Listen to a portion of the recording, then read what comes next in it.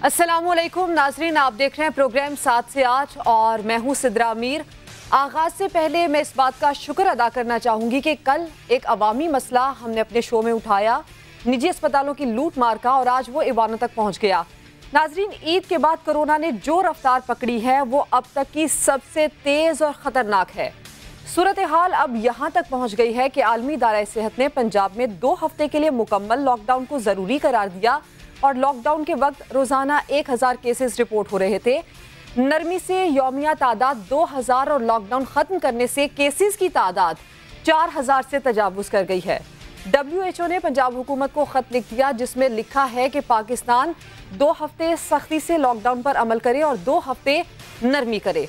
और गुज़श्ता रोज़ वज़ीर आज़म ने भी वाज़ेह तौर पर यह कहा था कि जुलाई अगस्त में कोरोना का उरूज होगा और मुल्क में वबा को संजीदगी से नहीं लिया जा रहा।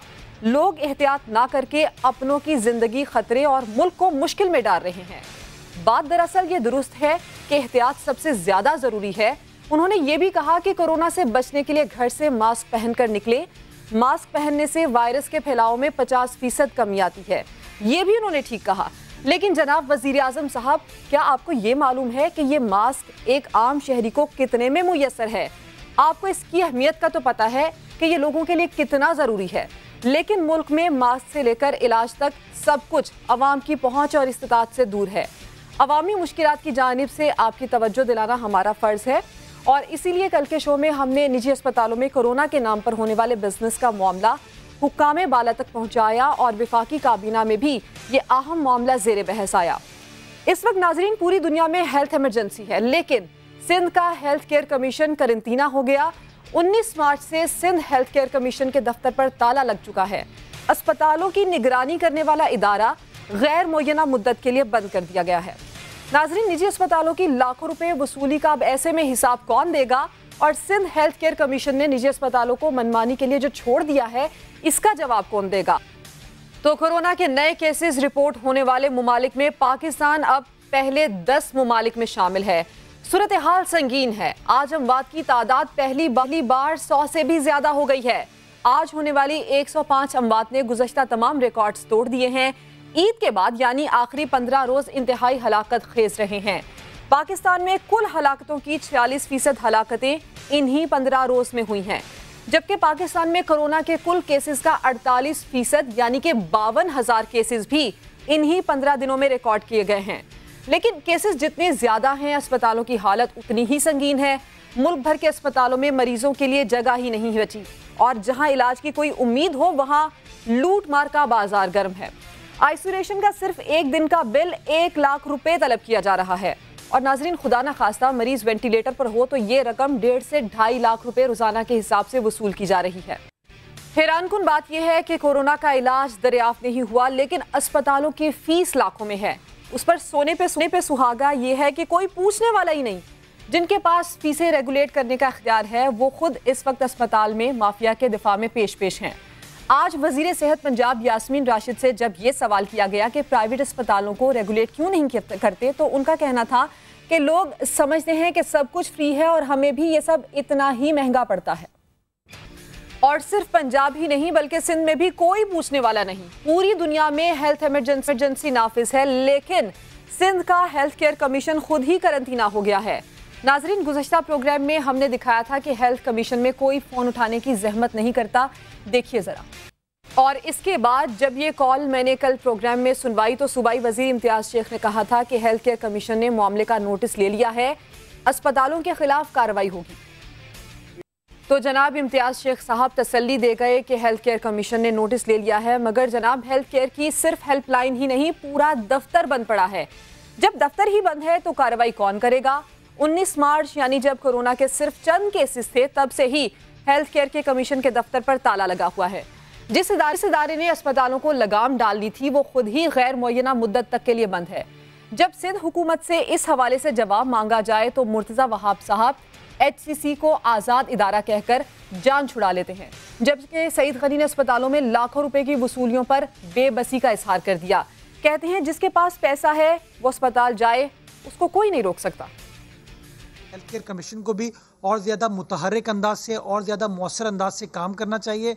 ये इंडिपेंडेंट इदारा है, ये मैं आपको वाज़ेह करना चाहूँगा कि सिंध हुकूमत के मातहत काम नहीं करता। इसको तमाम ऑटोनमी इंडिपेंडेंस हासिल है और उसको अपना जो कानूनी रोल है वो सही तरीके से परफॉर्म करने की ज़रूरत है। सरकारी हॉस्पिटल्स में अब भी कहीं थोड़ी बहुत गुंजाइश मौजूद है, हम ट्रीट कर सकते हैं, लेकिन जाहिर है कि जिन लोगों के पास वसाइल हैं उनकी प्रायोरिटी होती है कि वो प्राइवेट हॉस्पिटल में जाएं। अगर कोई शख्स अपनी मर्ज़ी से किसी प्राइवेट हॉस्पिटल में जाकर पैसे खर्च करना चाहता है तो मुझे ये हक नहीं पहुंचता कि मैं उसको रोकूं कि आप ये काम मत करो। तो अब सवाल ये है कि ये खुद मुख्तार इदारा है या बेलगाम इदारा बन चुका है। जब सिंध हुकूमत ही हाथ खड़े कर ले तो अवाम किसका गिरेबान पकड़ेंगे, अवाम किससे जवाब लेंगे?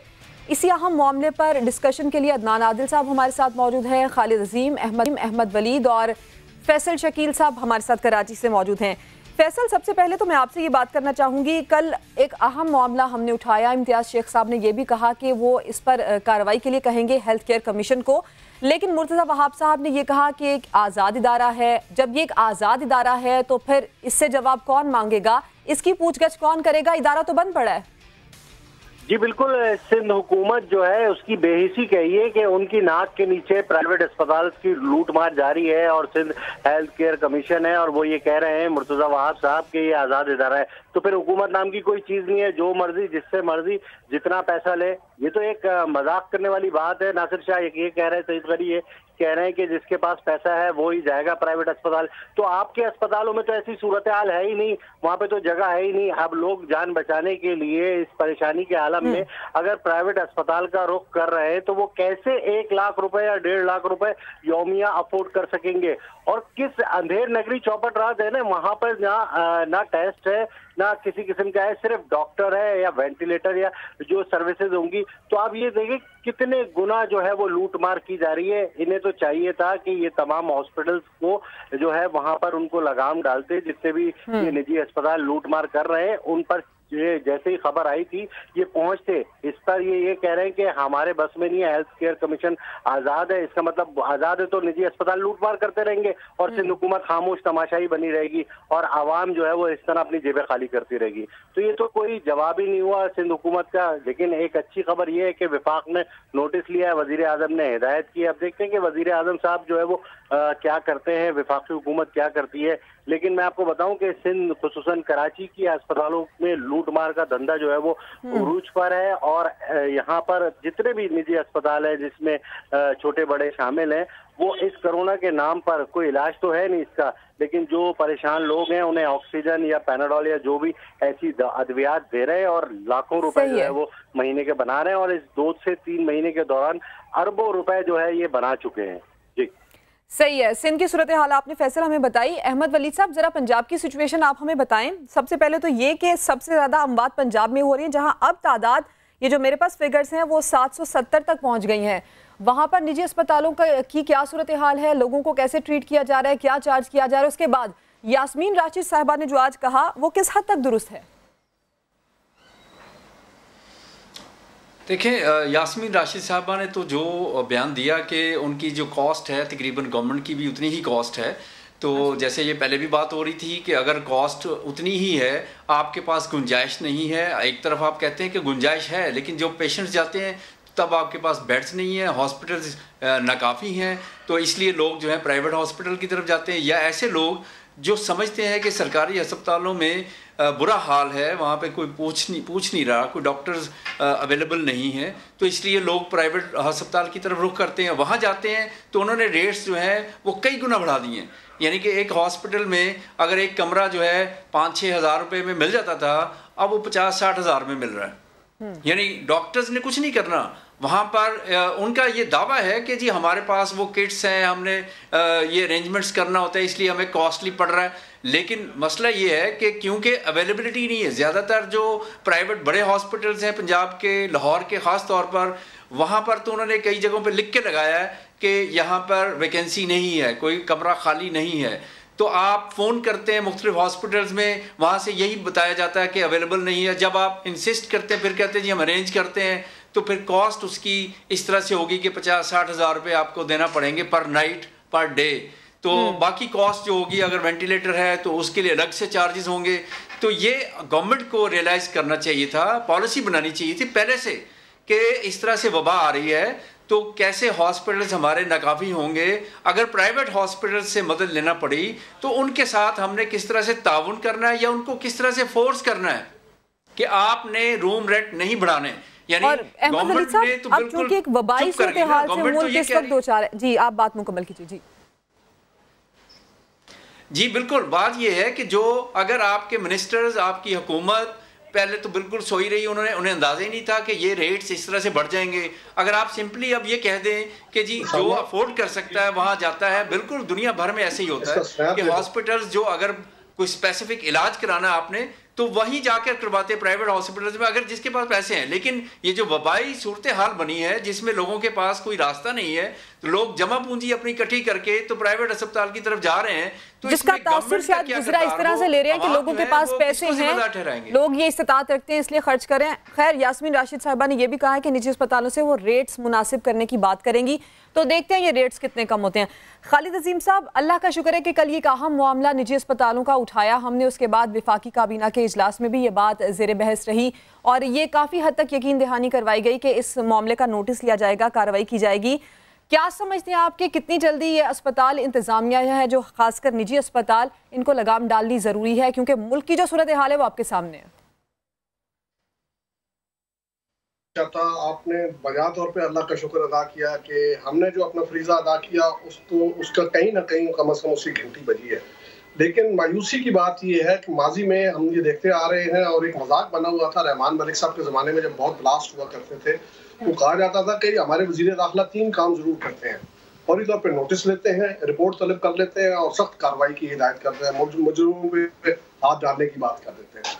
खुदा न करे कि वो उसी तरह का नोटिस दिया हो प्राइम मिनिस्टर ने और इसके ऊपर हो कुछ ना। अमलन सूरत हाल ये है कि अब वो जो कुछ भी कहते रहे कि जी हमारे पास बेड्स हैं, गुंजाइश है, सईद गनी साहब फरमा रहे थे, यास्मीन राशिद भी कहती हैं, थोड़ी देर पहले समा पे एग्जीक्यूटिव डायरेक्टर पिम्स के जो हैं वो ये कह रहे थे कि जी हमारे पास अब भी 9 बंदों की जो है वो गुंजाइश मौजूद है। लेकिन साथ उन्होंने एक दरमियान में से रास्ता निकाला हुआ है और वो ये है कि वो अक्सर मरीज जो है उनको कह देते हैं कि आप इतने ज्यादा सीरियस नहीं है, इसलिए आप अपने घर पे भी जा सकते हैं, घर पे आराम करें और हमने आपको दवाई दे दी है, हालांकि इसकी कोई मेडिसिन मौजूद नहीं है। देखिए, ये जो प्रॉब्लम है इसमें जरूरत इस बात की थी और यास्मीन राशिद साहिबा ने जिस अंदाज में कहा है, उन्होंने टेस्ट के हवाले से भी कहा कि हमें इतनी कास्ट पड़ती है और उसमें ह्यूमन रिसोर्स शामिल नहीं है, यानी खाली किट की कास्ट है। उन्होंने ये भी कहा कि जब हम मरीज को दाखिल करते हैं तो हमारा उसमें 30 से 40 हज़ार रुपए डेली का जो है वो खर्चा आ रहा है। तो फिर आप क्यों नहीं करते हैं कि जो प्राइवेट हॉस्पिटल्स हैं उनके साथ आप एक मामला तय कर लें और वो जो मरीज हैं जिनको आप नहीं खपा सकते हैं उनको आउटसोर्स कर दें और उनकी जो फैसिलिटी, उनके जो मेडिकल की वहाँ पे सहूलत है उसको यकीनी बनाया जाए, उसके साथ कोई थोड़ा सी बार्गेनिंग उनकी हो सकती है।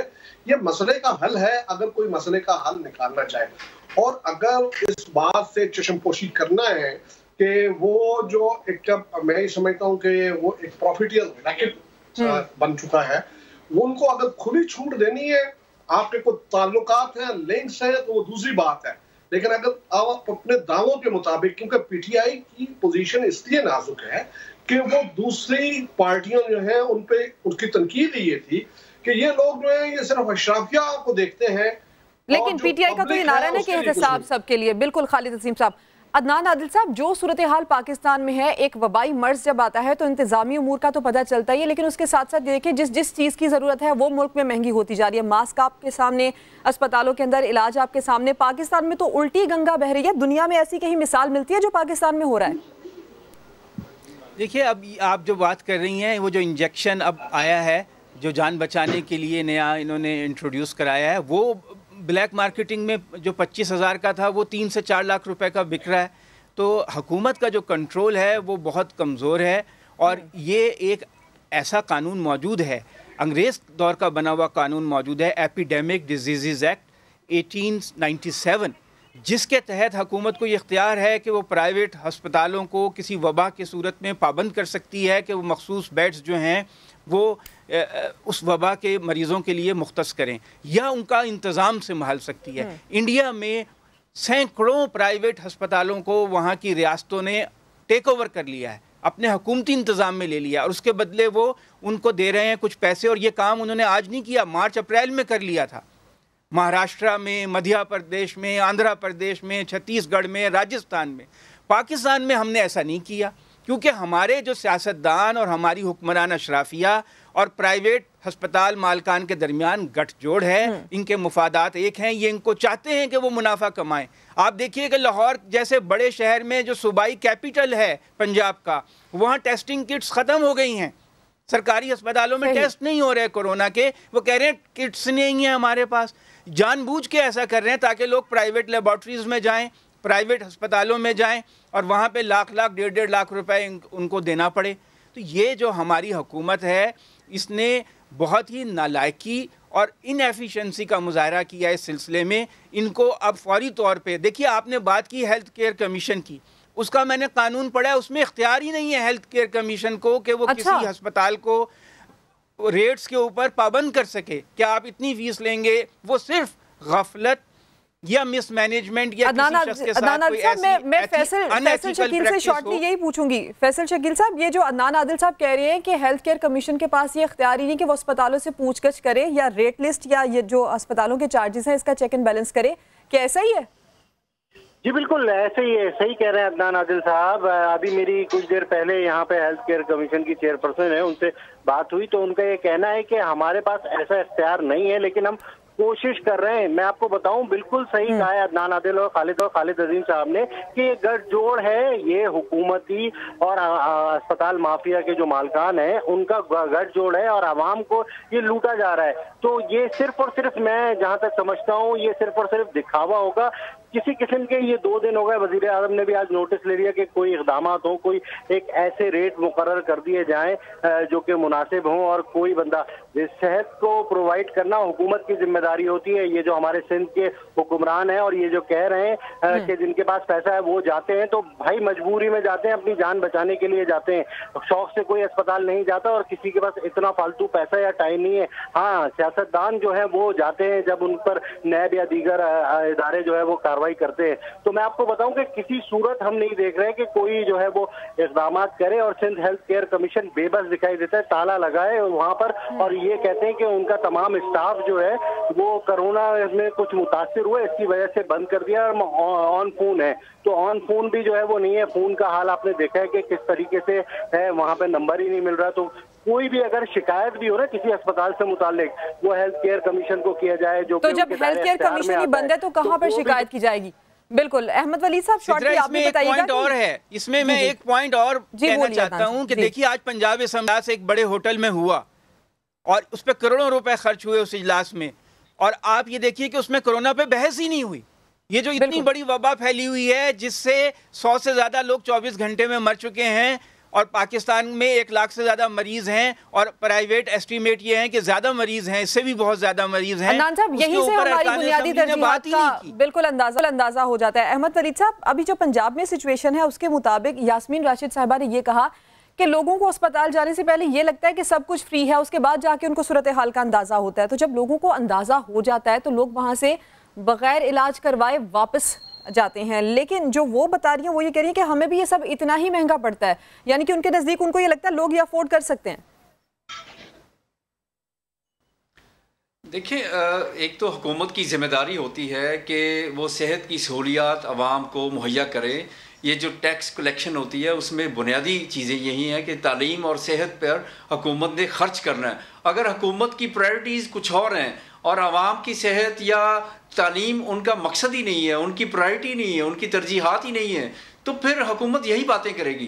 क्योंकि अगर आवाम को, आपने देखा कि मसलन किसी मोहल्ले में अगर किसी को बुखार है, किसी को कोई मसला, छोटा सा मसला भी है, उसका जहन बना दिया गया है कि उसने जो करीबी प्राइवेट डॉक्टर बैठा है उसके पास जाना है, उसे 100 रुपये, 200 रुपये, 500 रुपये या 2000 रुपये देने हैं, तो उसका माइंडसेट बन गया कि वो अस्पताल की तरफ जाए ही ना। यानी कि उसकी सोच ये बना दी गई है कि आपने अपना इलाज जो है आपने खुद करवाना है। यानी कि आप देखें कि जहाँ अस्पताल हैं उसके जो करीब लोग हैं वो सिर्फ वो जाएंगे अस्पताल। लेकिन अगर एक हर मोहल्ले में एक क्लिनिक खुला हुआ है, प्राइवेट हॉस्पिटल है, चाहे वो कोई डॉक्टर जो है वो सरकारी नौकरी करता है, शाम के टाइम क्लिनिक खोलता है, तो लोगों का माइंडसेट ये बना दिया गया है कि आपने अपना इलाज खुद करवाना है, वहीं पैसे दें, स्टेट की कोई रिस्पॉन्सिबिलिटी नहीं है। तो स्टेट जो है अपनी फंडिंग अपनी मर्जी से लगाएगी जहां पे उनको वोट मिलेंगे। तो हुकूमत का काम ये रह गया, यानी कि सेहत को बिल्कुल आवाम के उनके ऊपर हालत पर छोड़ दिया गया है कि आप अपना इलाज जो है चाहे प्राइवेट से कराएं, सरकार के पास इतने पैसे नहीं हैं। सही। खालिद अजीम साहब, वज़ीर आज़म ने गुज़श्ता रोज़ ये कहा है कि जो जुलाई और अगस्त का महीना है कोरोना उस पर अरूज पर होगा, लोगों को एहतियात करना होगी, लेकिन इंतज़ामी उमूर के हवाले से, मेडिकल फैसिलिटीज़ के हवाले से हमारा मुल्क क्या यहाँ पर स्टैंड करता है कि ये जो जुलाई और अगस्त का महीना है इसमें हम कोरोना से लड़ सके, मुकाबला कर सके? सिर्फ आपने मुमकिन है बहुत जगह पे ये बोर्ड लगा देखा हो कि ये पुल बहुत मखदूश है और इस पर से गुजरना जो है वो आपकी जान के लिए खतरा हो सकता है। प्राइम मिनिस्टर साहब का ऐलान इसी किस्म का है। भाई आप ये बताएं, आप अपनी जिम्मेदारी जो है उसको पूरा करने के लिए क्या कर रहे हैं? आइन में जो फंडामेंटल राइट्स हैं उसमें राइट टू लाइफ सबसे ज्यादा इम्पोर्टेंट है और जो अवाम के बुनियादी हुकूक हैं उनको पूरा करना हुकूमत की बुनियादी जिम्मेदारी है। यही तो वो बात है जो इमरान खान साहब कहते रहे और जिसकी वजह से कहा जा सकता है कि उनको जो रवायती सियासतदान है उन पर तरजीह दी गई। अब आप इस वक्त जो है वो खाली वार्निंग दे रहे हैं। आप बताएं कि आपके पास अपना बंदोबस्त क्या है? जो कुछ आप बता रहे हैं वो आपके वज़रा ही उसकी नफी कर रहे हैं, चाहे वो पंजाब में बैठे हुए वज़रा हो, चाहे वो आपके यहाँ पे पेमेंट्स का एग्जीक्यूटिव डायरेक्टर हो। सूबा सिंध की तो चले हम बात ही नहीं करते कि वो दूसरी जमात की हुकूमत वहां पे है। देखिए यहाँ पे फंडामेंटल राइट को अगर आप प्रोटेक्ट नहीं कर रहे तो मैं बड़ी माजरत के साथ ये कहूंगा कि आप हक हुक्मरानी खो रहे हैं। आपके पास हुकूमत करने का फिर कोई हक नहीं। मैं कोई किसी अनारकी की तरफ मामले को ले जाने की बात नहीं कर रहा हूँ, सिर्फ जिम्मेदारी का एहसास दिला रहा हूँ और वो ये है कि आप खुदा का शुक्र अदा करें कि कोई बंदा इस बात का नोटिस लेके फंडामेंटल राइट्स की जो आईनी जिम्मेदारी है वो पूरा न करने के खिलाफ आपके खिलाफ अदालत में नहीं खड़ा हुआ। और खालिद अजीम साहब, जो मिसाल आपने दी है पुल की, वो गालिबन आपने इस तनाजुर में दी है जो कोरोना से लड़ना नहीं डरना है के तनाजुर में आपने कहा है कि बिल्कुल ये एक वही एग्जाम्पल है। खाली वार्निंग देना तो कोई नहीं है, ये हुकूमत का काम नहीं होता। बता देना कि ये खतरा आने वाला है वो ठीक है, एजुकेट आप जरूर करें, लेकिन आप ये बताएं कि जो आपकी जिम्मेदारियां हैं उसमें आपने क्या किया। अवामी अवेयरनेस के साथ हुकूमत को ये भी बताना होगा कि नेशनल पॉलिसी क्या है और कितने इंतजामी उमूर यहाँ पर हमारे पास मजबूत हैं। खालिद असीम साहब, अदनान आदिल साहब, अहमद वलीद साहब और फैसल शकील, आप हमारे साथ मौजूद थे, आपका शुक्रिया। सूरत हाल तमाम तर आपके सामने है। ऐसे में आलमी इदारे सेहत का वजीर सेहत पंजाब के नाम खत, कोरोना से निमटने के इकदाम को सराहा, साथ ही मुख्तलिफ तजावीज़ भी पेश कर दी हैं। सूबाई हुकूमत से कहा गया है कि वो दो हफ्ते लॉकडाउन और 2 हफ्ते नरमी की पॉलिसी इख्तियार करे और ख़त में ये भी कहा गया है कि नए केसेस रिपोर्ट होने वाले ममालिक में पाकिस्तान दुनिया के 10वें नंबर पर आ गया है। हुकूमत तमाम एहतियाती तदाबीर इख्तियार करे, साथ ही अवाम की फूड सिक्योरिटी और इंसानी हुकूक का भी ख्याल रखा जाए। आलमी इदारे सेहत के मुताबिक पाकिस्तान इस वक्त लॉकडाउन के खात्मे के किसी मयार पर भी पूरा नहीं उतरता। इसके लिए मुस्बत केसेस की शरह 24% की बजाय 5% होनी चाहिए। यौमिया 50,000 टेस्ट की अहलियत इख्तियार करना ज़रूरी है और ख़त में मज़ीद ये भी कहा गया है कि पाकिस्तानी शहरी समाजी फासले के रखने की हिदायत पर अमल नहीं कर रहे और इसी तर्ज अमल में तब्दीली लाना होगी। तो नाज़रीन, कोरोना की सूरत हाल प्रोग्राम में अगले मामले की जानिब बढ़ते हैं। कराची में एक और इमारत गिर गई और लियारी में गिरने वाली इमारत से मज़ीद 8 लाशें निकाल ली गई हैं। जान बहक होने वालों की तादाद अब नाज़रीन 16 हो गई है, जबकि समा ने बार बार कराची में गैर कानूनी और मखदूश इमारतों की निशानदेही की है, लेकिन सिंध बिल्डिंग कंट्रोल अथॉरिटी को होश ना आया और शहर में इमारतें गिरने का ये सिलसिला थमने का नाम नहीं ले रहा। 6 माह में 3 इमारतें ज़मीन बोस हो गई हैं, कई कीमती जानें चली गई हैं, लेकिन SBCA ने कोई सबक नहीं सीखा। तो इसी मामले पर रिपोर्टिंग करते रहे मोहम्मद अली हफीज़, उनसे बात कर लेते हैं। अली, आपने इस पर कई रिपोर्ट्स भी तैयार की और बेशतर बार आपने इंतज़ामिया की तवज्जो इस जानिब दिलाने की कोशिश की, लेकिन उसके बावजूद भी 6 माह में ये तीसरी इमारत गिरने का वाक़या पेश आ गया है। हमें ये बताइएगा कि कितनी इमारतें कुल यहाँ पर मखदूश करार दी गई हैं, जिनको नोटिस दिए गए हैं और उसके बाद नोटिस देने के बाद ये पल्ला छुड़ा लिया गया और जिम्मेदारी से बिल्कुल अपने आप को बरी ज़िम्मा समझा गया। देखिए, कराची के अंदर जो इमारतें तामीर होती हैं, इसको रेगुलाइज करना, कानून के मुताबिक तामीरात की जो मामलात होते हैं, ये सिंध बिल्डिंग कंट्रोल अथॉरिटी जो है वो देखती है। गैर कानूनी तामीरात को रोकने से लेके इसकी तामीरात को जो है कानून के मुताबिक बनाना, तमाम जिम्मेदारी SBCA की है। अगर हम शहर में मजमूई तौर पर बात कर लें, 422 का फिगर जो है SBCA हुकाम देते हैं कि शहर में मखदूश इमारतें हैं, जबकि हम लियारी टाउन की बात कर लें तो 46 जो है मखदूश इमारतें हैं। जो ये इमारत गिरी है लियाकत कॉलोनी की प्लॉट नंबर 635 से 400 गज का ये प्लॉट था। ग्राउंड प्लस जो है 5 मंजिला जो है इस पर तामीरात की गई थी। कई साल ये पुरानी इमारत थी। मार्च के अंदर जो है SBC की टीम यहाँ पर गई, ड्रेनेज कमेटी, उसने सर्वे किया और उसने जो है इस इमारत को मखदूश करार दिया और नोटिस भी दिए। और वाटर बोर्ड है, सुई सदन गैस है कि इलेक्ट्रिक कंपनी को जो है खतूत लिखे कि इसके करेक्शन जो है मुनक़ता कर दी जाए। खतूत दे के नोटिस देकर जो है SBC ने ऐसा लगता है कि जान छुड़ा ली। उसके बाद जो है इसको फॉलो नहीं किया कि यहाँ पर मकीन रह रहे हैं, खाली क्यों नहीं हो रही, ज़िला इंतज़ामिया और पुलिस की मदद नहीं ली। यही वाक़या जो है, फिर ये वाक़या, अफसोसनाक वाक़या जो है पेश आ गया। अगर हम बात कर लें तो शहर कराची के अंदर गैर कानूनी तामीरात का काम भी जो है ज़ोर शोर से जारी है, जबकि मखदूश इमारतें जो हैं उसमें जो रहने वाले हैं उनको भी मखदूश इमारतों को खाली करवाने के लिए कोई एक्शन नज़र नहीं आता। अब ये इमारत 6 माह के दौरान तीसरी इमारत गिर गई है, लेकिन वही इंक्वायरी कमेटी बनती है, उसके बाद जो है बड़े बड़े दावे किए जाते हैं, लेकिन कोई नतीजे नहीं आते। लोगों की जानें आए रोज जा रही हैं।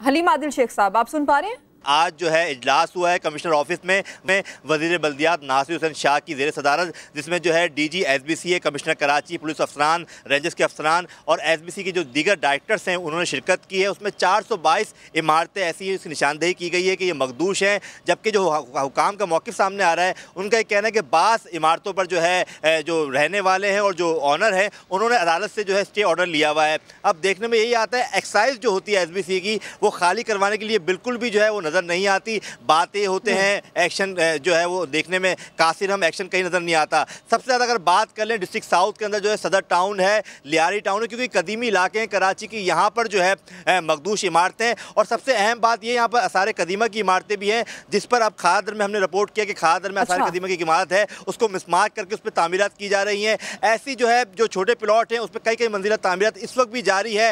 अफसोसनाक सूरत हाल ये है कि वज़ीर आला सिंध मुराद अली शाह और वज़ीर बल्दियात नासिर हुसैन शाह वो तवज्जो SBCA के मामले पर नहीं दे रहे जो है वो उस पर देना चाहिए, ताकि कराची शहर के अंदर इस SBCA से पूछगछ कौन करेगा, इस जानिब तवज्जो कौन देगा? लोगों की जानें जा रही हैं, अब इन सबको कौन पूछेगा? देखिए, गुज़िश्ता 3-4 महीनों में 4 बिल्डिंग्स तकरीबन गिर चुकी हैं और कितनी टेढ़ी बिंगी हो चुकी हैं। और ये 18वीं तरमीम में ये इन्होंने उसको भी सूबाई हुकूमत के अंदर लेके जा चुके हैं। और आपको पता है कि 2008 से इनके बड़े ब्लू आइड जो है इसमें रहे हैं। मतलब टप्पी साहब ने SBCA को चलाया, शजील मेमन साहब ने चलाया, मंजूर काका ने चलाया और बहुत सारों ने इसको चलाया। और आखिरी में जो आजकल सबसे ज़्यादा एक नाकिद बने हुए हैं सईद गनी साहब, उन्होंने भी साल एक इसको चलाया है। और इस सारी बिल्डिंग्स और ख़ास तौर पे लियारी में तो आपको पता है चिड़ा पर नहीं मार सकता था, चिड़िया पर नहीं मार सकती थी, इनकी गैंगवार भी वहाँ चल रही थी। तो मतलब SBCA और ये गैंगवार सब मिल के सारी लीगल कंस्ट्रक्शन इन्होंने करवाई हैं और आज ये बिल्डिंगें गिरती जा रही हैं, लोग बेचारे मरते जा रहे हैं और किसी के लिए कुछ नहीं करते। एक तो सबसे पहले कि ये कहते हैं कि जी हमने नोटिस लगा दिए, तो डिप्टी कमिश्नर किसका है, कमिश्नर साहब किसके हैं? वो भी इन्हीं के हैं, उन्हें जाके एक्शन करना चाहिए था। उसके अलावा जब एक तो यह कि इलीगली पूरा जंगलात बने हुए नाजायज बिल्डिंग्स के, उसके बाद जब ये हादसा हो जाता है उसके बाद कोई इनका डिजास्टर मैनेजमेंट नजर नहीं आता, इनका PDA में नजर नहीं आता। और मैं पूछना चाहता हूँ, ये इतने सारे वाकयात होते हैं, किसी को 1 रुपए कंपनसेशन का नहीं दिया जाता। अच्छा हलीम साहब, यहाँ पर मेरा आपसे सवाल ये है कि आप लोग दीगर मामलात पर, चाहे वो सियासत के मामलात हों या इसके अलावा दूसरे मामलात हों, एक दूसरे पर तनकीद लाजिम करते हैं। ये तो अवामी अलमिया है ना, अवामी जान का मसला है। आप इस मामले पर क्यों नहीं बहस करते अपने अराइवल से? आप क्यों नहीं पीपल्स पार्टी पर इस मामले पर तनकीद करते कि सूबाई मसला है, इमारतों का मामला जल्द से जल्द हल होना चाहिए? उनकी तवज्जो आप क्यों नहीं दिलाते इस जानिब? मैं अफसोस है कि समा TV तो माशाल्लाह बड़ी ज़बरदस्त रिपोर्टिंग करता है, हर चीज़ पे नज़र रखता है। हम इस पे असम्बली में गए हुए हैं, हमारी करारदादें जमा हैं, हमने एहतजाज किए हुए हैं, हमने इन बेचारों को कंपनसेट भी हम कर रहे होते हैं। आज भी 4 ट्रक सामान गवर्नर साहब ने उनको भिजवाया है। पिछले दिनों जहाज गिरा था जबकि उसमें कोई कोई नाजायज नक्शा था उसका, ना गैर कानूनी तामीरात थी, ना वो जहाज में एक्स्ट्रा सीटें लगी हुई थी, फिर भी फौरी तौर पे PIA वाले गए, उन्होंने 10-10 कोई जान की कीमत नहीं होती, वो उनको कंपनसेट किया 10-10 लाख रुपए, सईद गनी तबसरे करते रहे।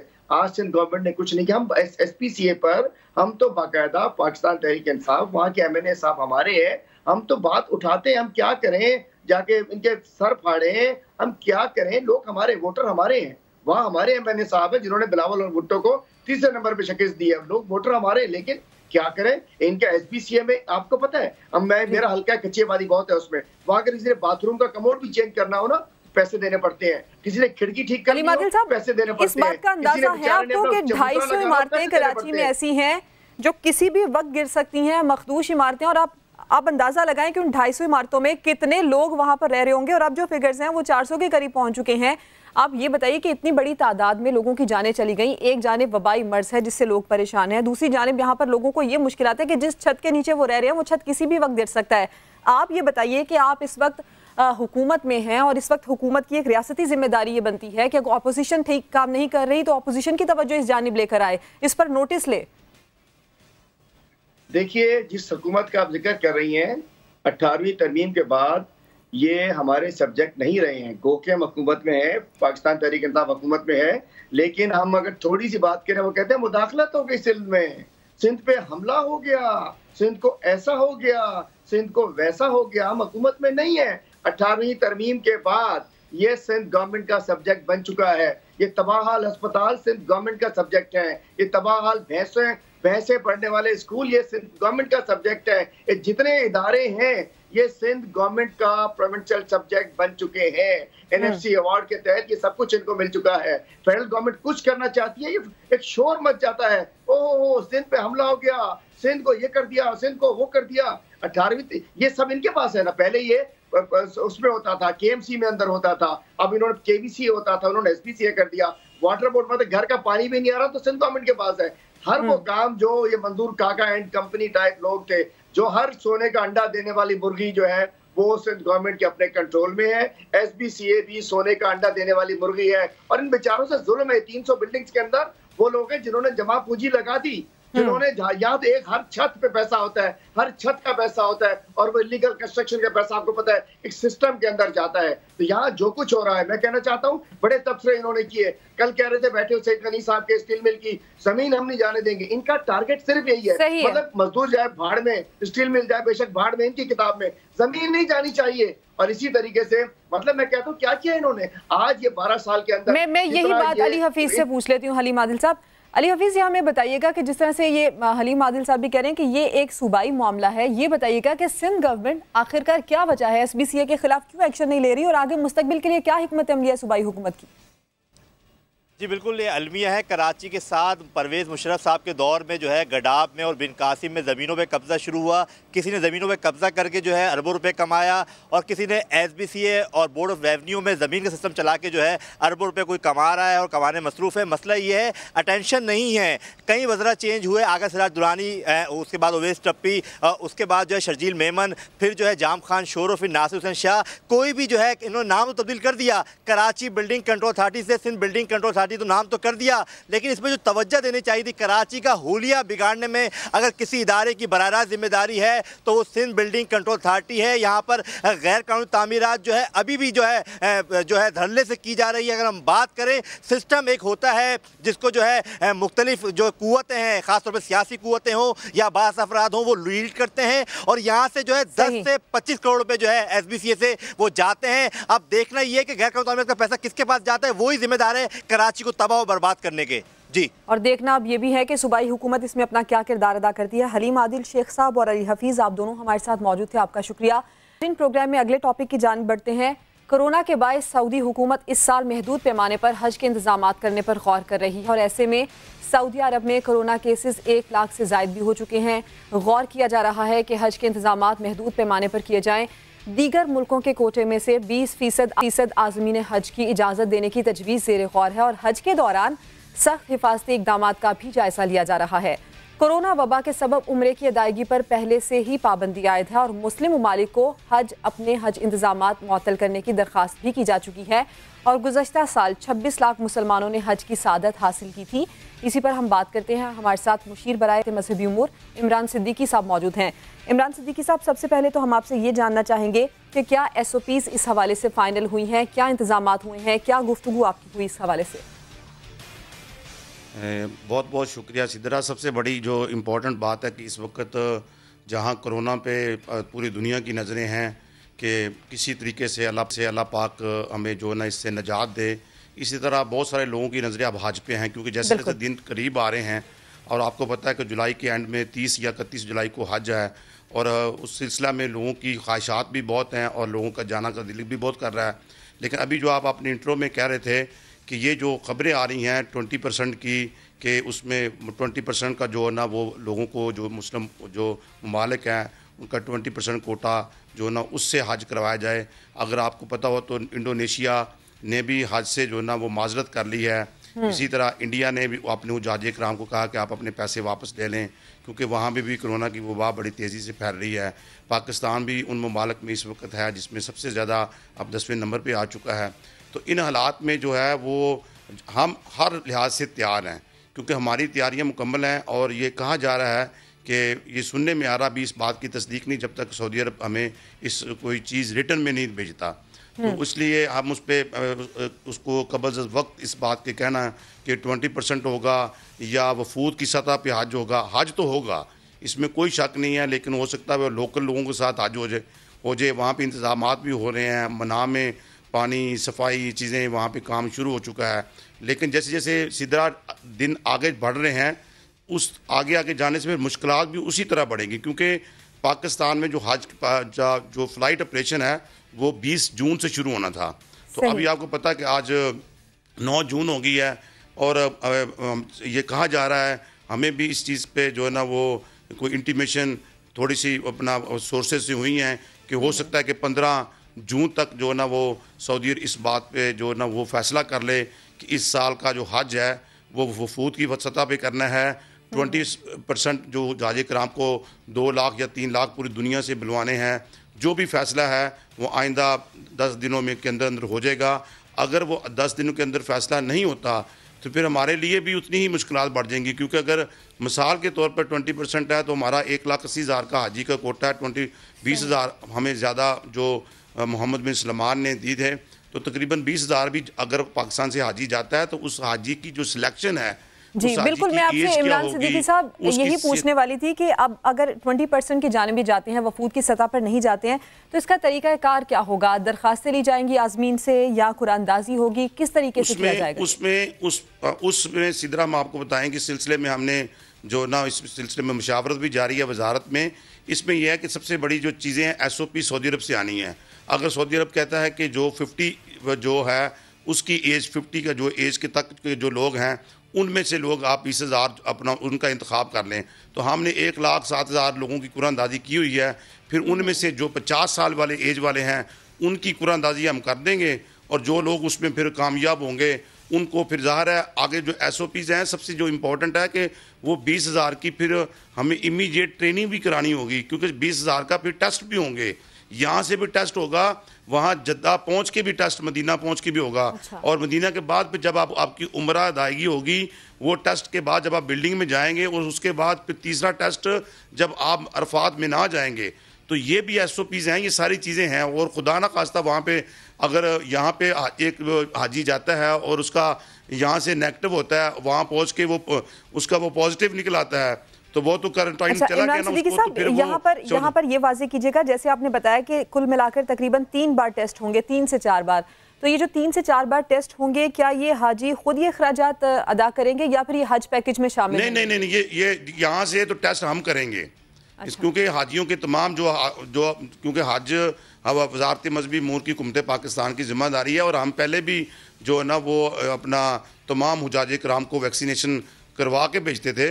तो एक वैक्सीनेशन आप समझ लें ये वैक्सीन नहीं होगी लेकिन इसकी ये टेस्ट होगा तो वो मिनिस्ट्री ही करेगी और वहाँ की जो अपना वो सऊदी हुकूमत करेगी, और ये सारे अपना हुकूमत सऊदी अरब की टेस्ट सऊदी अरब की तो हुकूमत की तरफ से होंगे, जो पाकिस्तान का वो हमारी तरफ से होगा। यानी कि जो एक हज का पैकेज है उसमें इजाफी खर्चा कोई नहीं होगा, ये टेस्ट उसी में शामिल होंगे। जी बिल्कुल ऐसा ही होगा। उसमें फिर ये है कि इन केस ये और आगे भी फिर मैं आपको बताऊं कि इन केस खुदा न खास्ता अगर ये 20,000 हुजाजे कराम का वो नहीं करते, क्योंकि जो हालात चल रहे हैं वहाँ भी मक्का में भी और मदीना में केसेस जैसे बढ़े हैं, और वहाँ पे भी SOPs के साथ जैसे नमाज का आगाज़ कर दिया गया। लेकिन ये देखें कि आगे मुश्किलात काफ़ी हैं। अगर ये हो सकता है कि वो हज को मौकूफ़ कर दें और इस साल वफूद की सतह पे जितने भी इस्लामी मुल्क हैं वहाँ पे जो ना उनके वफूद आ जाएँ और वो हज करके 10 दिन के लिए चल जाए, क्योंकि आपको पता है 4 माह से जब से उम्रा बंद हुआ मार्च के एंड पे, जो 10 से 12 मार्च के बाद उम्रे की अदायगी बंद हो गई थी, तो 4 माह से तकरीबन हरम के करीब और मदीना शरीफ में जितनी भी होटल्स हैं, इमारतें हैं, वो सारी खाली पड़ी हुई हैं। तो अगर 2 लाख लोगों का हज होता है तो वो वहाँ पे इंतजाम करना कोई मुश्किल नहीं है। वो तो फिर और ये इंतजाम अभी किए जाएंगे। इमरान सिद्दीकी साहब, आपने वक्त दिया, आपका शुक्रिया। और आपका कहना था कि सऊदी हुकूमत के साथ SOPs के हवाले से गुफ्तगू चल रही है। नाज़रीन, प्रोग्राम में आगे बढ़ते हैं। पाकिस्तान क्रिकेट टीम के साबिक कप्तान और टेस्ट क्रिकेट में सबसे ज्यादा रन बनाने वाले बल्लेबाज यूनुस खान को पाकिस्तान क्रिकेट बोर्ड ने इंग्लैंड के दौरे के लिए पाकिस्तानी टीम का बैटिंग कोच मुकर्रर कर दिया है। इसी दौरे के लिए स्पिन बॉलिंग कोच के तौर पर साबिक लेग स्पिनर मुश्ताक अहमद की तकर्री भी की गई है। और पाकिस्तानी टीम को आइंदा माह इंग्लैंड का दौरा करना है, जहां इससे 3 टेस्ट और 3 T20 मैचेस की सीरीज खेलनी है। ताहम मौजूदा सूरत हाल के पेश नज़र ये दौरा पाकिस्तानी हुकूमत की इजाज़त से मशरूत है। पाकिस्तान क्रिकेट के 4 बड़े नाम अब PCB का हिस्सा हैं, जिनमें मिसबाउल हक, वकार यूनुस, यूनुस खान और मुश्ताक अहमद हैं। लेकिन यहाँ पर सवाल यह है कि माजी में ये खिलाड़ी आपस में या एक दूसरे के खिलाफ ग्रुपिंग का हिस्सा रहे हैं। क्या टीम इन चारों की मौजूदगी में एक हो पाएगी और एक हो पर खेल पाएगी? इसी पर हम बात करेंगे। स्पोर्ट्स रिपोर्टर शुएब जट हमारे साथ मौजूद हैं। शुएब, ये जो चारों का कॉम्बिनेशन है, इससे पहले हम सुना करते थे कि खिलाड़ियों की सतह पर मसाइल होते हैं, लेकिन अब ये ग्रुपिंग क्या मैनेजमेंट लेवल तक चली जाएगी? क्योंकि माजी में ये कॉम्बिनेशन खासा सूट नहीं कर रहा था। अल्लाह ना करे कि ऐसा हो। जो आप कह रही हैं, इस इम्कान को रद्द बिल्कुल भी नहीं किया जा सकता, क्योंकि माजी में ऐसी बहुत सारी मिसालें जो हैं वो मिलती रहती हैं। लेकिन जब इतने सारे ग्रेड्स जो हैं वो एक साथ एक मैनेजमेंट में आए हैं, तो हम सबको फिलहाल तो इनसे अच्छी उम्मीदें लगानी चाहिए। लेकिन जो आप बात कर रही हैं, मैं उसको फिर दोबारा रिपीट करूंगा कि इसको बिल्कुल जो है खारिज इम्कान करार नहीं दिया जा सकता, क्योंकि बहुत सारी ऐसी इतलात हैं कि यूनुस खान जो है वो मुश्ताक अहमद के पीछे जो है वो नमाज तक नहीं पढ़ते। ये एक एग्जाम्पल दी जाती है कि शायद वो उनको लाइक नहीं करते। इसी तरीके से वकार यूनुस और मुश्ताक जो यूनुस खान है, उनके भी रिलेशन कभी बहुत ज्यादा अच्छे नहीं रहे माजी में। तो ये इस तरह की चीजें हैं जो खुदा ना खास्ता अगर मैनेजमेंट में जाके जो है वो दरपेश हुई तो बड़े मसाइल जो है वो खड़े हो सकते हैं। ये यूनुस खान आपको याद होगा पाकिस्तान टीम के कप्तान थे, तो जब इनपे जो है वो थोड़ा सा जो है वो सख्त रवैया अपनाया गया या इनको ऐसे कहें कि मेरिट के मुताबिक ट्रीट नहीं किया गया, तो इन्होंने अपनी इंटेग्रिटी को जो है वो नहीं झुकने दिया और वहां से ये पाकिस्तान की कप्तानी छोड़ के चले गए थे। तो अगर खुदा ना खास्ता मैनेजमेंट में कोई इस तरह का डिफरेंस पाया गया तो यूनुस खान जो है वो इज्जत नफ्स को कभी भी अपनी जो है वो मजबूर नहीं होने देते, कभी भी अपने वकार से समझौता नहीं करते। तो अगर कोई ऐसा मामला हुआ तो ऐन मुमकिन है कि पाकिस्तान को ऐन जो है वो टूर में किसी बड़े मसाइल का सामना करना पड़ सके। लेकिन फिलहाल आगाज है, तो हम सबको ये दुआ करनी चाहिए कि ये सारे सुपरस्टार मिलके पाकिस्तान को उन बुलंदियों पे लेकर जाएं जब जैसे ये प्लेयर थे तो बुलंदियों पे लेके जाते हैं। बिल्कुल, हमें दुआ तो करनी चाहिए, लेकिन शुएब आपको भी पता होगा कि जब ग्रुपिंग मैनेजमेंट में हो तो उसके बाद खिलाड़ियों में जो प्लेयर्स की सतह पर फेवरेटिज्म की बातें भी सामने आती है, जिसके बाद मजीद मसाइल होते हैं। शुएब, आपने बात की, आपका शुक्रिया। नाज़रीन, के प्रोग्राम से इतना ही। प्रोग्राम का वक्त अपने इख्तिताम को पहुंचता है। आपसे फिर मुलाकात होगी कल। इस शो पर अपना फीडबैक दीजिएगा।